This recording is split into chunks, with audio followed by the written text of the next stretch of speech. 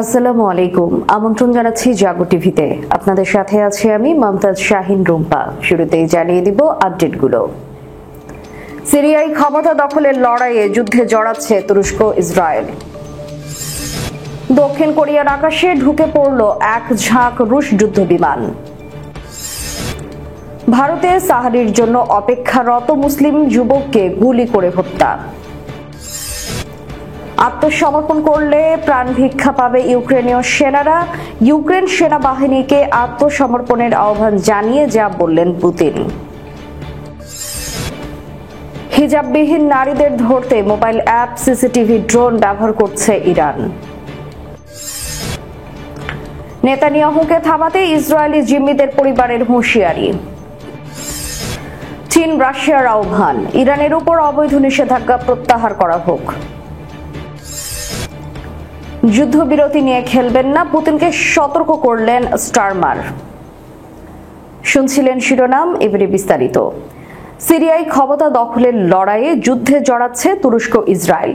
সিরিয়ায় বাশার আল আসাদের শাসন পতনের পর দেশটির ভবিষ্যৎ ক্ষমতা কাঠামো নিয়ে তুরস্ক ও ইসরায়েলের মধ্যে উত্তেজনা ক্রমশ বাড়ছে। আঙ্কারা ও তেল আবিবের এই বিরোধ দীর্ঘদিনের, যা বিভিন্ন আন্তর্জাতিক ঘটনায় প্রকাশ পেয়েছে। সিরিয়ায় তুরস্ক ও ইসরায়েলের স্বার্থ ভিন্ন। তুরস্ক চায় সিরিয়ার বিদ্রোহীরা ক্ষমতায় থাকুক এবং দেশটি একটি ঐক্যবদ্ধ রাষ্ট্র হিসেবে টিকে থাকুক। কুর্দিদের প্রভাব ঠেকানো তুরস্কের অন্যতম লক্ষ্য, কারণ আঙ্কারা কুর্দি সংগঠন ওয়াইপিজি ও ওয়াইডিকে কুর্দিস্তান ওয়ার্কার্স পার্টি পিকেকের অংশ হিসেবে দেখে। অন্যদিকে ইসরায়েল চায় সিরিয়ার ক্ষমতা দুর্বল থাকুক এবং দেশটির উপর পশ্চিমা নিষেধাজ্ঞা বজায় থাকুক। ইসরায়েলি সেনারা আসাদ পতনের পর সিরিয়ার বিভিন্ন অঞ্চলে হামলা চালিয়েছিল এবং কিছু অংশ দখল করেছে।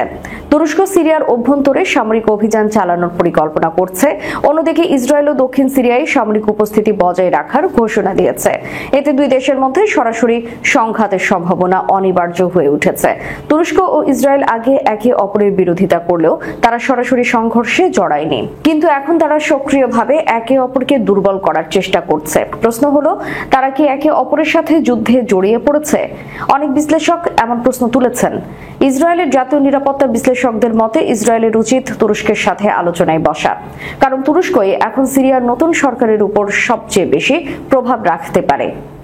সিরিয়ার নতুন প্রেসিডেন্ট তুরস্ক সফরে এসে এরদোগানের সঙ্গে বৈঠক করেন, যেখানে সিরিয়ার স্থিতিশীলতা এবং পুনর্গঠনের বিষয়ে আলোচনা হয়।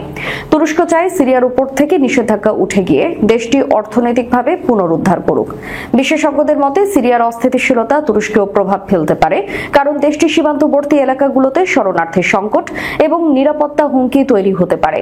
ইসরায়েলের নিরাপত্তা বিশ্লেষকরা মনে করেন সিরিয়ায় তুরস্কের প্রভাব বৃদ্ধি ইসরায়েলের জন্য হুমকি হয়ে উঠতে পারে। Israeli think tank Alma research and education centre এর প্রতিবেদনে বলা হয়েছে, তুরস্কের উন্নত ক্ষেপণাস্ত্র ও ড্রোন প্রযুক্তি ইসরায়েলের জন্য বিপজ্জনক হতে পারে। এছাড়া সুন্নি বিদ্রোহীদের সমর্থন করলে ইরান সমর্থিত শক্তির চেয়েও বড় হুমকি তৈরি করতে পারে। তুরস্ক ইসরায়েল উত্তেজনা সরাসরি সংঘাতে রূপ নেবে কিনা তা নিয়ে বিশেষজ্ঞদের মতবিরোধ রয়েছে। ওয়াশিংটন উভয় দেশে প্রভাবশালী, যা সরাসরি যুদ্ধের সম্ভাবনা কমিয়ে আনে। তবে ইসরায়েলের প্রক্সি বা বিদ্রোহী গোষ্ঠীগুলোর মাধ্যমে সংঘর্ষের আশঙ্কা থেকেই যায়। এই পরিস্থিতিতে সিরিয়ার ভবিষ্যৎ ক্ষমতা কাঠামো কেমন হবে তা নিয়ে আন্তর্জাতিক মহল সতর্ক দৃষ্টি রাখছে। দক্ষিণ কোরিয়ার আকাশ প্রতিরক্ষা শনাক্তকরণ অঞ্চলে একাধিক রুশ যুদ্ধ বিমান প্রবেশ করেছে, তবে তারা দক্ষিণ কোরিয়ার আকাশ সীমা লঙ্ঘন করেনি।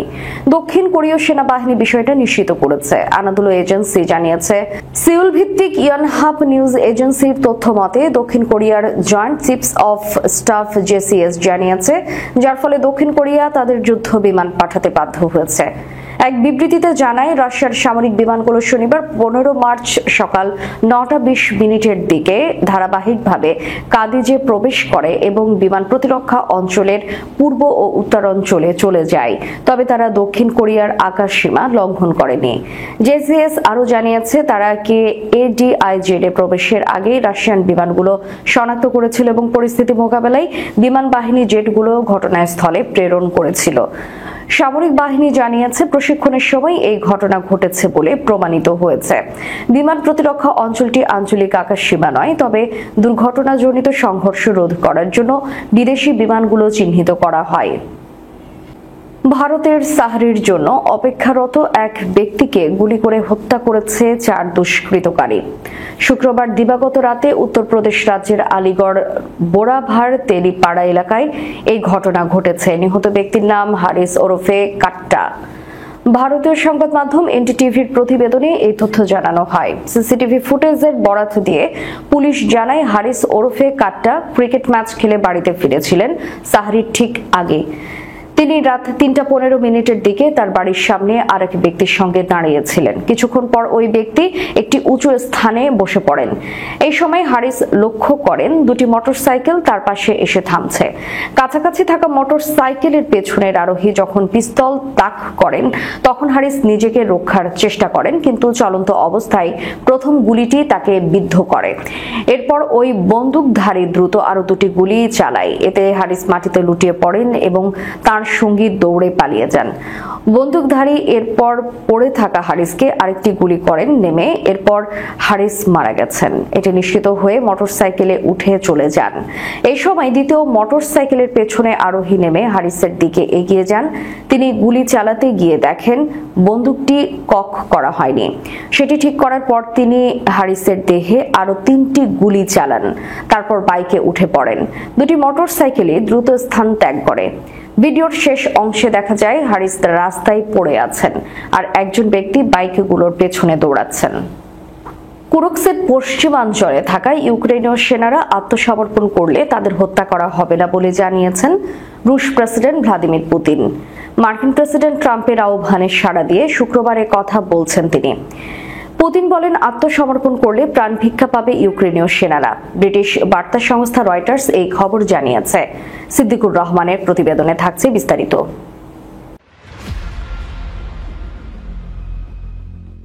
সামাজিক যোগাযোগ মাধ্যমে ট্রাম্প বলেছিলেন, কুরস্ক পুরোপুরি ঘেরাও হওয়া ইউক্রেনীয় সেনারা একদম অসহায় অবস্থায় পড়েছে। এই অবস্থায় তাদের প্রাণ ভিক্ষা দেওয়ার জন্য পুতিনের কাছে আহ্বান জানাচ্ছেন তিনি। নইলে দ্বিতীয় বিশ্বযুদ্ধের পর ভয়াবহ গণহত্যার একটি সেখানে সংঘটিত হতে পারে। এদিকে নিজ সেনাদের বন্দী হওয়ার খবরকে রাশিয়ার ছড়ানো গুজব বলে উড়িয়ে দিয়েছে ইউক্রেন। তবে দেশটির প্রেসিডেন্ট ভলোদিমির জেলেনস্কি এতটুকু স্বীকার করেছেন যে কুরস্কে থাকা ইউক্রেনের সেনারা মারাত্মক জটিলতার মধ্যে আছে। শুক্রবার অনুষ্ঠিত রুশ নিরাপত্তা পরিষদের আলোচনায় পুতিন বলেছেন, ট্রাম্পের আহ্বান তার দৃষ্টিগোচর হয়েছে। তিনি অভিযোগ করেন, কুরস্কে ইউক্রেনীয় সেনারা বেসামরিক নাগরিকদের বিরুদ্ধে যে অন্যায় চালিয়েছে তা সন্ত্রাসবাদের কাতারে পড়ে। তবে মানবতার খাতিরে তিনি ট্রাম্পের আহ্বান অবশ্যই বিবেচনা করবেন। তিনি বলেছেন, ইউক্রেনীয় সেনারা যদি অস্ত্র ত্যাগ করে আত্মসমর্পণ করে তবে তাদের প্রাণ ভিক্ষা নিশ্চয়তা দেওয়া হবে। পাশাপাশি আন্তর্জাতিক ও রাশিয়ার আইন অনুযায়ী তাদের সঙ্গে আচরণবিধি বজায় রাখা হবে। পুতিন আরো বলেন, মার্কিন প্রেসিডেন্টের আহ্বানে সাড়া দেওয়া তখনই সম্ভব হবে যখন ইউক্রেনের রাজনৈতিক ও সামরিক নেতৃত্ব তার সেনাদের অস্ত্র ত্যাগ করে আত্মসমর্পণ করার আনুষ্ঠানিক আদেশ দেবে। এদিকে ইউক্রেনকে সতর্ক করে সামাজিক যোগাযোগ মাধ্যমে রুশ নিরাপত্তা পরিষদের উপসভাপতি দিমিত্রি মেদভেদেভ বলেছেন, তারা যদি আত্মসমর্পণ করতে অস্বীকৃতি জানায় তবে ইউক্রেনীয় সেনাদের পদ্ধতিগত ও নির্মম পরিণতির সম্মুখীন হতে হবে। হিজাববিহীন নারীদের ধরতে মোবাইল অ্যাপ, সিসিটিভি, ড্রোন ব্যবহার করছে ইরান। ইরানের সরকারি বিধান অনুযায়ী জনসমাগমে নারীদের হিজাব পরা বাধ্যতামূলক।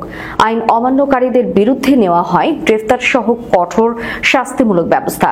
সম্প্রতি জাতিসংঘের এক প্রতিবেদনে উঠে এসেছে, ইরান এখন হিজাব আইন প্রয়োগে ড্রোন, ফেশিয়াল রিকগনিশন সিস্টেম এবং একটি মোবাইল অ্যাপ ব্যবহার করছে। জাতিসংঘের প্রতিবেদনে বলা হয়, রাজধানী তেহরান এবং দক্ষিণাঞ্চলে ড্রোনের মাধ্যমে নারীদের উপর নজরদারি চালানো হচ্ছে। পাশাপাশি নাজার নামে একটি অ্যাপের মাধ্যমে নাগরিকরা এবং পুলিশ সদস্যরা হিজাববিহীন নারীদের সম্পর্কে তথ্য সরবরাহ করছেন। নাজার অ্যাপটি ব্যবহার করে কেউ যদি হিজাব না পরা কোনো নারীকে দেখে, তাহলে সেই নারীর গাড়ির লাইসেন্স প্লেট, অবস্থান এবং সময় সংক্রান্ত তথ্য সরাসরি আইন শৃঙ্খলা বাহিনীর কাছে পাঠানো যায়। এরপর পুলিশের পক্ষ থেকে গাড়ির মালিকের মোবাইলে একটি সতর্কবার্তা পাঠানো হয়, যেখানে বলা হয় আপনার গাড়িতে হিজাব আইন লঙ্ঘনের প্রমাণ পাওয়া গেছে। সতর্কতা অমান্য করলে গাড়ি জব্দ করা হবে। 2024 সালের সেপ্টেম্বরে অ্যাপটির কার্যক্রম আরও বিস্তৃত করা হয়, যা অ্যাম্বুলেন্স, ট্যাক্সি এবং গণপরিবহনে থাকা নারীদের নজরদারির জন্য ব্যবহার করা হচ্ছে। হিজাব নিয়ে এই কড়াকড়ি ইরানে নারীদের স্বাধীনতা ও মানবাধিকারের চরম লঙ্ঘন বলে বিবেচনা করছে জাতিসংঘ। ইসরায়েলি বন্দীদের পরিবার ঘোষণা করেছে তারা প্রধানমন্ত্রী বেনিয়ামিন নেতানিয়াহুকে হামাসের সঙ্গে হওয়া চুক্তি বানচাল করতে দেবে না বা গাজার সুড়ঙ্গগুলোকে তাদের সন্তানদের জন্য কবর বানানোর সুযোগ দেবে না। শনিবার এক বিবৃতিতে তারা তেল আবিবে প্রতিরক্ষা মন্ত্রণালয়ের সামনে এই ঘোষণা দিয়ে বিক্ষোভের ডাক দেয়। আনাদুলুর বিবৃতিতে বলা হয়, যেখানে নেতানিয়াহু নতুন যুদ্ধ শুরুর হুমকি দিচ্ছেন, চুক্তি লঙ্ঘন করছেন এবং বন্দীদের জীবন ঝুঁকিতে ফেলছেন, সেখানে আমরা যে স্পষ্ট বার্তা দেব, আমরা গাজা সুড়ঙ্গকে আমাদের সন্তানদের কবর হতে দেব না। একই সঙ্গে পরিবারগুলোর সব বন্দীর মুক্তির দাবি জানিয়েছে। ইসরায়েলি হিসাব অনুযায়ী গাজায় এখনো 59 জন জিম্মি রয়েছেন, যাদের মধ্যে অন্তত 22 জন জীবিত।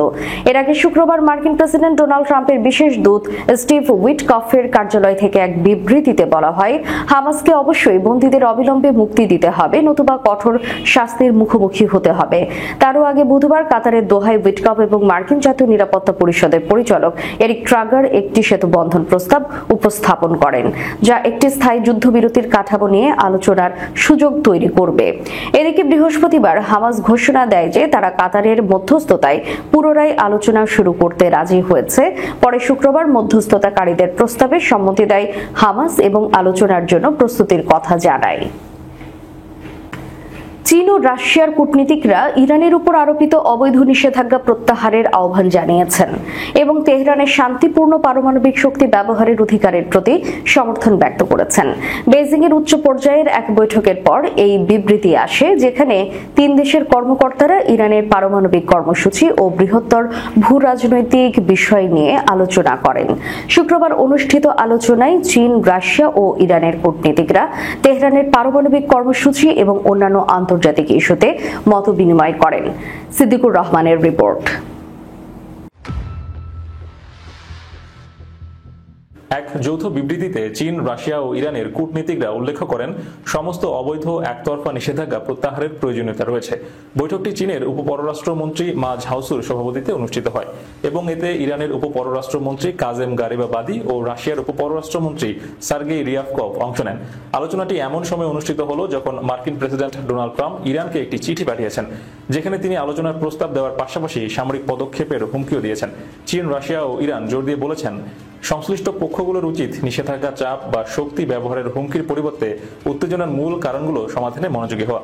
তারা উল্লেখ করেন যে পারস্পরিক শ্রদ্ধার ভিত্তিতে সংলাপই একমাত্র গ্রহণযোগ্য সমাধান এবং সংশ্লিষ্ট পক্ষগুলোর এমন কোনো পদক্ষেপ থেকে বিরত থাকার আহ্বান জানান যা উত্তেজনা বাড়াতে পারে বা কূটনৈতিক প্রচেষ্টা ব্যাহত করতে পারে।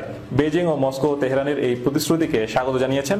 ইরানের পারমাণবিক কর্মসূচি সম্পূর্ণ শান্তিপূর্ণ উদ্দেশ্যে নিবেদিত এবং তা পারমাণবিক অস্ত্র তৈরির সঙ্গে যুক্ত নয়। তারা আরও উল্লেখ করেন, ইরান পরমাণু নিরস্ত্রীকরণ চুক্তি ও আন্তর্জাতিক পরিদর্শন চুক্তির আওতায় তার দায়িত্ব পালন করছে এবং তার শান্তিপূর্ণ পারমাণবিক শক্তি ব্যবহারের অধিকারকে সম্পূর্ণরূপে সম্মান করা উচিত। ইরান বহুদিন ধরেই পশ্চিমা নিষেধাজ্ঞার সম্মুখীন হয়ে আসছে, যা তার পারমাণবিক কর্মসূচি ও অন্যান্য বিষয়ে আরোপিত হয়েছে। সর্বশেষ নিষেধাজ্ঞাগুলো বৃহস্পতিবার ঘোষণা করা হয়। রাশিয়ার প্রেসিডেন্ট ভ্লাদিমির পুতিনকে যুদ্ধবিরতি দিয়ে না খেলতে সতর্ক করেছেন যুক্তরাজ্যের প্রধানমন্ত্রী কিয়ার স্টারমার। ইউক্রেনের শান্তি প্রচেষ্টা চালাতে বিশ্ব নেতাদের নিয়ে একটি ভার্চুয়াল সম্মেলন করার আগে এমন বার্তা দেন স্টারমার। শনিবার প্রতিবেদনে এই খবর জানিয়েছে সংবাদ মাধ্যম বিবিসি। পুতিন শান্তি চুক্তি নিয়ে সিরিয়াস নন বলেও মন্তব্য করেন স্টারমার।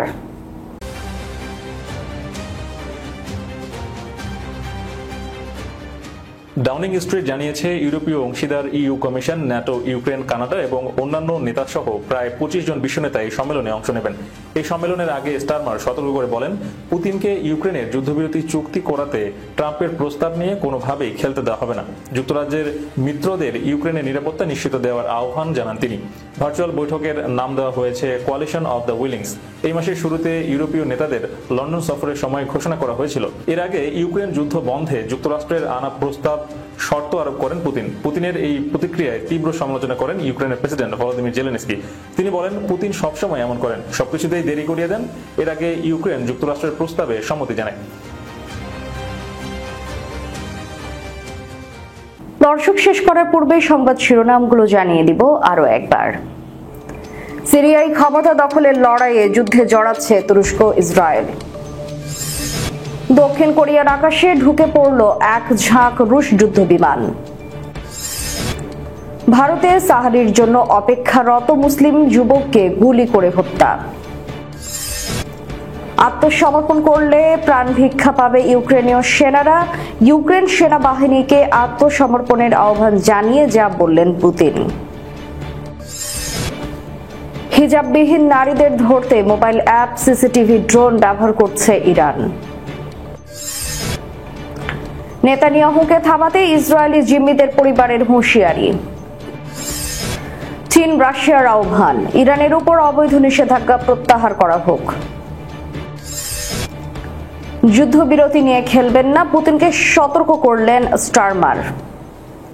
এতক্ষণ আমাদের সাথে থাকার জন্য ধন্যবাদ। আল্লাহ হাফেজ।